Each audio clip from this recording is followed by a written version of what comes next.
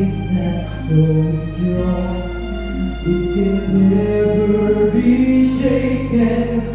Fear does not break me nor despair. For even if I'm not free, I know you are there. Lord, believe in you. I believe you are with me. You will guide us through strife. You're the light that I see. I'll never surrender. I'll never lose faith. I will never be true. Oh Lord, I believe in you.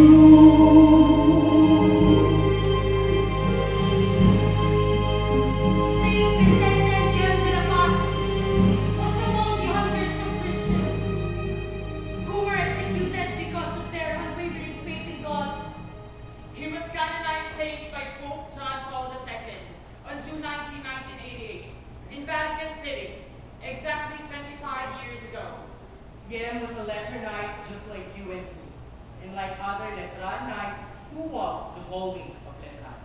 And so, the supreme ideals of Letran, which is Deus Patria Letran, shall continuously grow stronger in our hearts up to the next generation of future Letranistas.